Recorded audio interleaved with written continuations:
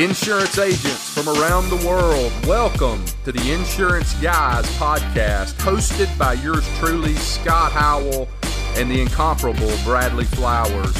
For agents, by agents, we're here to share real-life experiences, tips, and insights related to all aspects of both being an insurance agent and running a successful agency. So sit back, turn up the volume, and let's get down to business. Insurance agents from around the world, welcome to the Insurance Guys podcast. I am your fearless host and leader, Mr. Scott Howell, with I Protect Insurance and Financial Services based out of Huntsville, Alabama.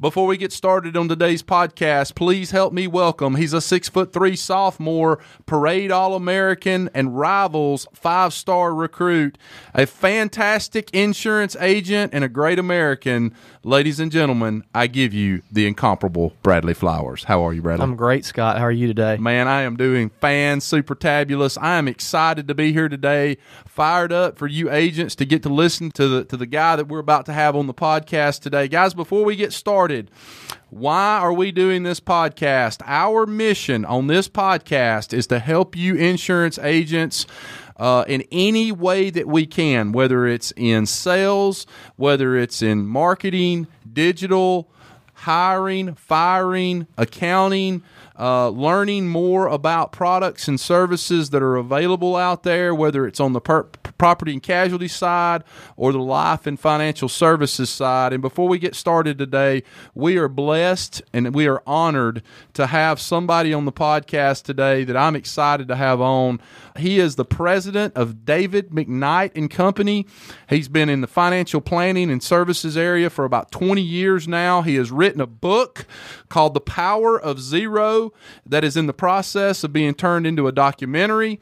And I think that he can teach us all some things today about how to protect your retirement savings from the impact of rising taxes and to help everybody with their retirement, and as an agent, help you teach other people out there about those same things. So before we get started today, ladies and gentlemen, I give you the incomparable Mr. David McKnight. How are you, David? Good, Scott. Thanks so much for having me today. Man, thank you so much for being here. As I said off air, I am humbled and blessed to have you here with us today. I think one thing that Bradley and I try to do in every podcast is we ask our guests to kind of get back in their DeLorean, in their time machine, and go back to the time when you started in the insurance industry and tell us a little bit about how you got started, how that happened, and kind of take us up to today and where you are today. Yeah, so, I don't know that anybody ends up in the financial services or insurance industry on purpose. Right. So I graduated from BYU in 1997, and I majored in Italian. I minored in Spanish. I was utterly unemployable. The only company that would really offer me a job was MetLife out of Salt Lake City. So I started on with MetLife selling VUL at $50 a pop, $50 a month to all my cohorts that were also in college at the time, and that I somehow managed to survive the first 2 years. Your friends and family, huh? That's right. Bless their souls. And I was told when I first, went to the MetLife insurance school for 2 weeks, they said, Dave, we don't think you're going to make it. We don't think you're cut out for the industry. Wow. So the odds were already incredibly long to survive in this industry. And then to have people tell you that you're probably not going to make it was pretty disheartening. So it gave me even more fuel to want to succeed. And, here I am 20 years later. I'm still in the industry. I'm a, multi top of the table qualifier, which isn't to, be braggadocious. It's just to say that if somebody tells you you can't survive or you can't do it, don't put any stock in what they're saying, because, if it is to be, it's up to me. And I somehow managed to find a way to not only survive, but thrive in the industry and find some systems and some concepts and some paradigms that have helped really hundreds and even thousands of people really get better prepared for retirement. Right. My co-host calls that rocket fuel. When somebody tells you can't do something. Well, I will bet any amount of money you want to bet that experience of them telling you weren't going to make it has been a driving force every day when your feet hit the ground and what you've been able to accomplish since that time. No question. And it's not just in the industry, but it's anything else in life. When somebody says, hey, you can't do that, you sort of harness all that. I don't know if you ever watched that movie, Waterboy. He called it tackling fuel, right? Yep. So it gives you tackling fuel to go out and accomplish difficult tasks and to do things. When someone says I can't do something, it's just all the more reason why I want to go out and get it done. So I apologize if you've already said this, but what year did you branch out and start the David McKnight and Company? When did you do that? So it was October 1997. 97.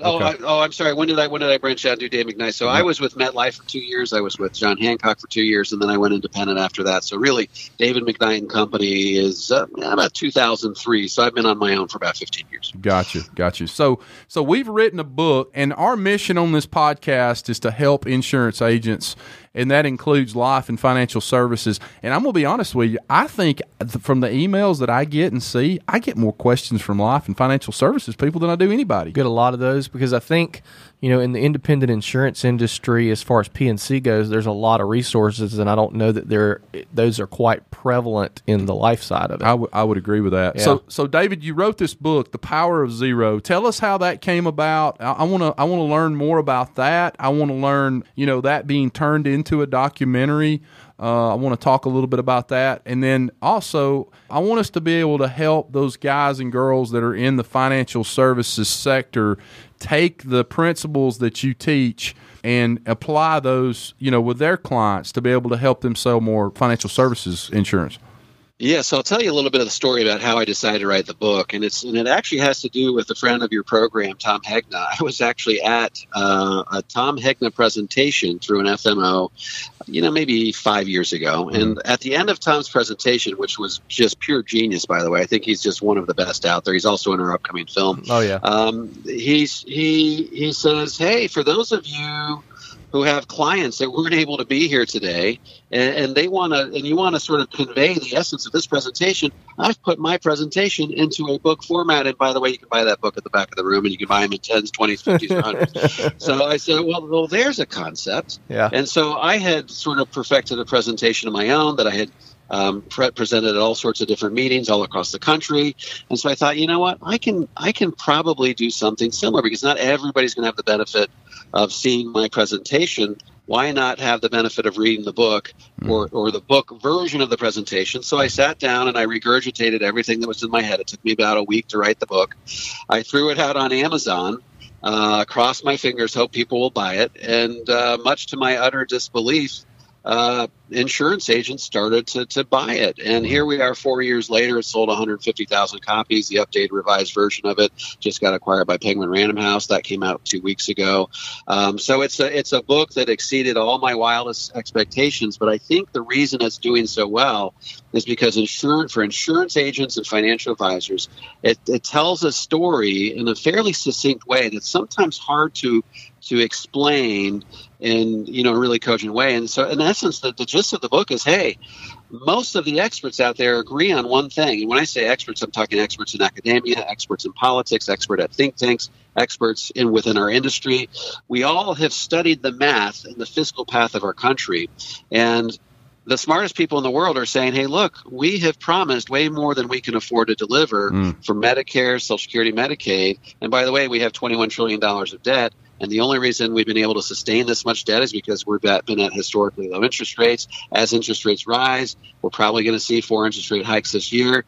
The cost of servicing that debt, if we just return to historically normal interest rate levels, could quadruple. And the cost of the interest is going to crowd all of these other budgets all these other items out of the budget. And we will have no choice but to raise taxes. Most of these experts agree that we could double taxes within the next 10 years. If that's the case, what are our clients going to do who have the lion's share of their retirement in things like 401ks and IRAs where they haven't paid the tax yet? They're going to have half as much money as they thought they were, given how much taxes they're likely going to have to pay. Wow. And so, okay, there's step one is understanding exactly where we are. And so I think that's pretty much, a given. Step two is, so I'm going to assume that your book describes in detail, okay, well, here's what's going to happen. So how do we combat that? Yeah. So the analogy I give is, I was telling this, I tell in my presentation of the book, look, a couple of years ago, I was watching the Roadrunner, and Wile E. Coyote was, of course, trying to kill the Roadrunner. He was building a bomb with which to do so, and he was building inside a shack or a shed. And he was so intent and focused on finishing that bomb that he didn't realize that the Roadrunner had pushed his shed onto a train track. And he was so focused and intent on finishing this bomb that he also didn't realize that there was a huge freight train bearing down on him. And I always ask people, hey, if you found yourselves on a train track with a huge freight train bearing down on you, what would you do? And of course, the answer is you jump out of the way. You haul yourself to safety. Well, what did the coyote do? Instead of jumping out of the way, he simply pulled down the window shade, thinking that the act of doing so would make the problem go away. Did the problem go away? No, there was a huge explosion.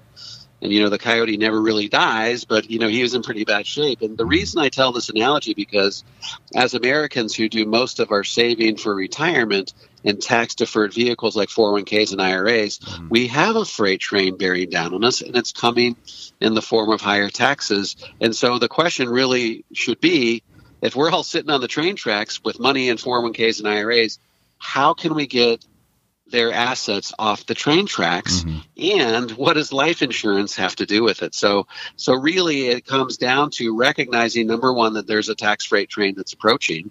Number two, that in a rising tax rate environment, you should only have so much money in your taxable accounts, like your emergency funds, mutual funds, stocks, bonds, but in your 401ks and IRAs, there should really be a prescribed amount of money you should have in that tax-deferred bucket, and that really, for most people, is going to be $250,000 to $350,000. I mean, you don't want RMDs coming out of that thing at 70.5 that are going to be so big that they overwhelm your standard deduction. So there can be some complexity here, but the point is, look, tax rates are going to be much higher in the future than you think they are. And if that's the case, you need to start systematically transitioning dollars from tax-deferred to tax-free. And by the way, one of the best tax-free vehicles out there is what I call the Life Insurance Retirement Plan, or LIRP, which is basically a maximum funded cash value life insurance policy.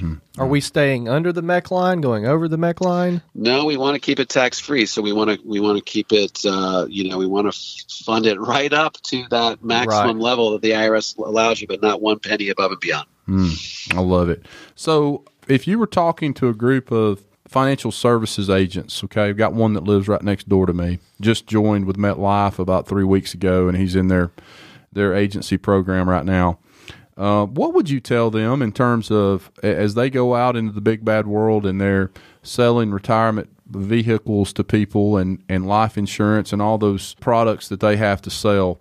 Tell us kind of what your theory is on how they should set those things up for people.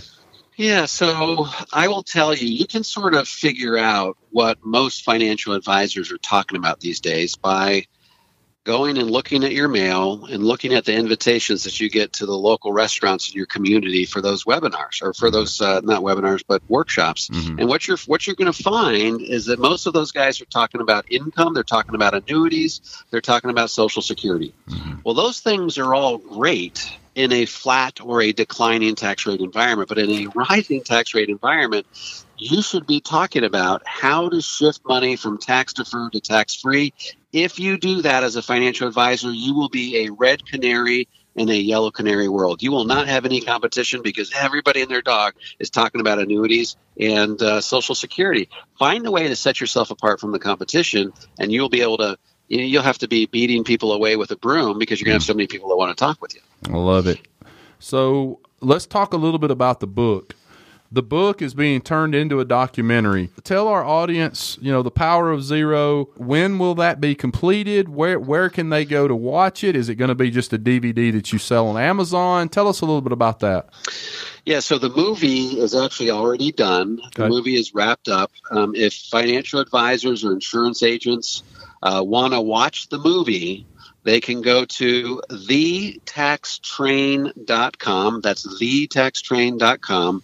They can opt into the movie, and they can watch it for free. If you opt in on any given day, the password that you'll get in your email is only good for that day, so you got to watch it by midnight that day. And you'll be able to watch the full movie and buy DVDs as well. But the real thing that I'm very excited about is if you want to show a documentary in movie theaters across the country, it costs you $10 million. I mean, that's why only Michael Moore can do documentaries in movie theaters these days, right? He's the only one that does it. To be able to do it, you got to have $10 million. But there's a backdoor approach. For example, there's a website called tugg.com, that's tugg.com, and they have relationships with 95% of the movie theaters across the country. You can actually go to tugg.com and you can look up The Power of Zero and you can say, hey, I want to host a viewing of The Power of Zero in my local community. And if you can buy 70 tickets, get 70 people to show up, they'll actually hold the screening, and you'll be able to hold, I tell people all the time, Tom Hegna, Ed Slott, Van Miller, David Walker, Larry Kotlikoff, George Schultz, all these experts in academia, they're all in the movie. If you were going to pay these people to come speak to your clients, the total cumulative speaking fees would be over $100,000. Wow. These people are all in the movie. They're all singing the same song, looking at the same data, saying tax rates are going to go up, if not double. And you get to show all of these guys in one movie to your clients. Can you imagine how powerful that can be? By the way, for the listeners, he does have a Scott Howell that is one of the speakers. It is not this Scott Howell. That's right. It's a different Scott Howell. That's right. I love it. Well, I just find all of this to be amazing. Go ahead. Is this going on anything like Netflix by any chance? It used to be that Netflix was where movies went to die. Once you sold all your DVDs and once you did your video on demand and once the theater run was over, then it would end up on Netflix. Well, Netflix, it's getting harder and harder to get onto Netflix because Netflix is starting to just create their own content. They're not interested in other people's content. They're just interested in creating their own content. So it's becoming harder and harder to get onto to Netflix, but we've got the DVD that people can hand out to clients. It's going to be appearing in the theater. It'll be appearing in video on demand on Amazon before too long, and Apple and all these other places. So there's going to be all sorts of different places that people can watch the movie. So, man, how do you even go about starting this project? Yeah, it's interesting. That's an interesting question. If you're going to do a documentary about the national debt and about the future of tax rates in our country, you better have some pretty credible people. And right.